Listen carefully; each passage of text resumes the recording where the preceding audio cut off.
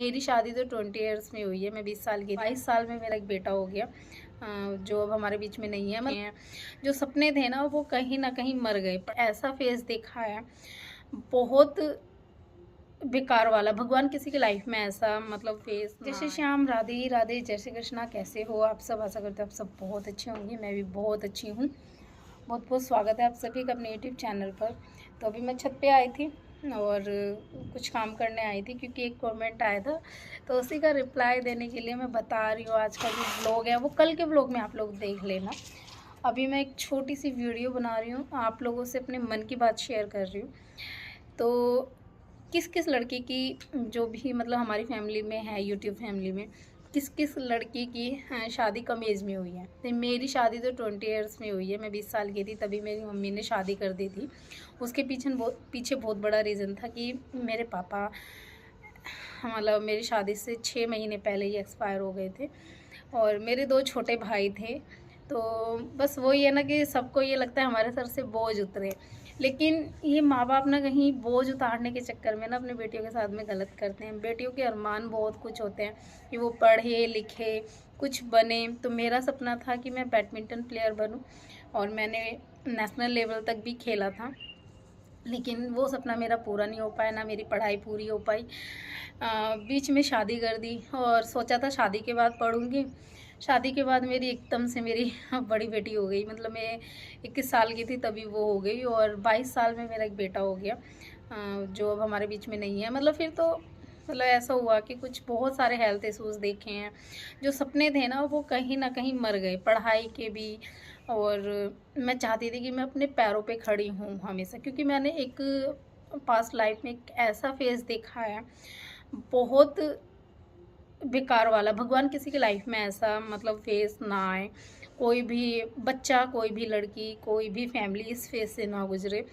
बहुत दिल में तकलीफ़ होती थी हर चीज़ को देख के। तो मैं चाहती थी कि मेरे बच्चे भी आगे चल के ऐसा मोमेंट फेस ना करे। तो वो सपना मेरा अधूरा रह गया। खैर शादी हुई, अच्छी फैमिली में हुई। मतलब उस टाइम पे फिर भी इतना कुछ खास नहीं था, लेकिन बहुत ठीक था। औरों को देखते हुए बहुत कुछ ठीक था और अब भी ठीक है। भगवान की दुआ से, श्याम बाबा की कृपा है, लड्डू गोपाल की कृपा है कि पहले 2 कमरों के घर में मेरी मम्मी ने मेरी शादी करी थी और आज इतना बड़ा घर है कि मैं झाड़ू पोछा करते हुए ही थक जाती हूँ। तो यहाँ बात आती है मतलब कि अपने पैरों पे खड़ा होना। तो फिर मैंने शादी के बाद इनसे बोला, मुझे सिलाई तो आती थी, मैंने बोला कि मुझे ना फैशन डिज़ाइनिंग का कोर्स करना है। इन्होंने मुझे करा दिया, वो भी हो गया। फिर मैं सिलाई विलाई भी करने लगी। मतलब बल्कि इनको अच्छा नहीं लगता था कि मैं बाहर के शुरू, लेकिन फिर भी मैं इनसे चोरी चोरी लेके इनके आने से पहले जो भी बनाती थी डिज़ाइन वगैरह, कपड़े वपड़े, वो सब इनके आने से पहले ख़त्म कर देती थी और बिल्कुल क्लियर कर देती थी मशीन जहाँ पे भी कपड़ा वपड़ा है। तो मेरे पास हाथ में पैसे रहते थे। ये ऐसा नहीं है कि ये मुझे कभी पैसों से दुखी करते थे या नहीं। मतलब मेरे खुद का मतलब मुझे ऐसा लगता था कि मैं कोई चीज़ खरीदूँ ना तो मेरे खुद के पास पैसे हैं और मुझे किसी का फेस देखने की ज़रूरत नहीं है कुछ भी खरीदूँ। मेरे दोनों बच्चे कुछ भी मांगते थे तो मैं फट से दिला देती थी। लेकिन अभी जब मेरे 2 छोटे बच्चे हो गए और उसके बाद मेरा सिलाई का काम है वो बंद हो गया, तो अब मैं इतनी मतलब अब मेरी जो इनकम है ऊपर की वो तो बंद हो गई। अब मैं डिपेंडेबल हूँ अपने हस्बैंड के ऊपर, अपनी सास के ऊपर। और मुझे ना पता नहीं क्यों, वैसे तो मुझे किसी चीज़ के लिए मना नहीं करते, लेकिन मांगते हुए बहुत अजीब लगता है कि मुझे इस चीज़ के लिए ज़रूरत है, आप पैसे दे दो।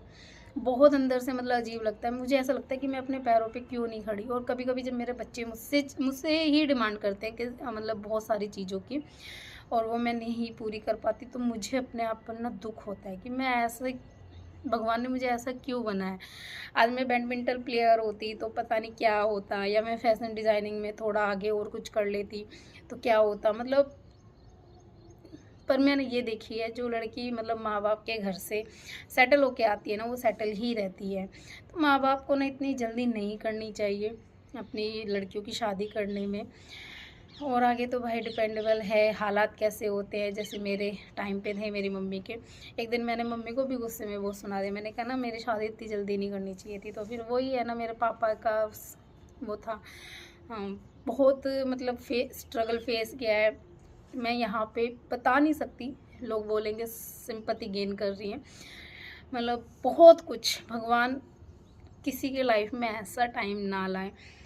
तो मतलब मुझे आज मेरी बेटी ने बोला मुझे साइकिल चाहिए बर्थडे पे, मुझे बोला, मैंने बोला अपने पापा को बोलो या पापा को।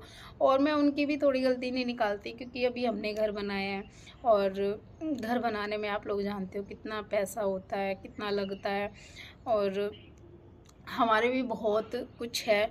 मैंने यूट्यूब चैनल इसीलिए क्रिएट किया ताकि मैं अपने बच्चों को अच्छी परवरिश दे सकूं। जो मैंने बचपन में लाइफ में दर्द झेला है ना, वो मेरे बच्चे ना झेले एक एक चीज़ के लिए। तो बस अब ये है ना, फैमिली बड़ी है, सब कुछ। पर ये सब चीज़ें देखते हुए ना, मैंने ये सोच लिया कि मेरी बच्चों की जब शादी होगी ना, तो मैं उन्हें पूरा मतलब अपने पैरों पे खड़ी हो जाएगी, तब मैं उनकी शादी करूँगी। आगे तो भगवान क्या कराना चाहेगा वो होगा, क्योंकि उसके आगे तो किसी की नहीं चलती है। और बस मैं सब माँ बाप से ये बोलना चाहती हूँ, जब आपकी लड़की ना कामयाब हो जाए, जब शादी करना, ताकि वो किसी के ऊपर डिपेंड ना रहे, ठीक है। तो बस यही मेरा आज के थॉट थे। आई होप आप लोगों को कुछ समझ में आया हो। तो भगवान आप सभी के परिवार को खुश रखे, स्वस्थ रखे। जय श्री श्याम, राधे राधे, जय श्री कृष्णा।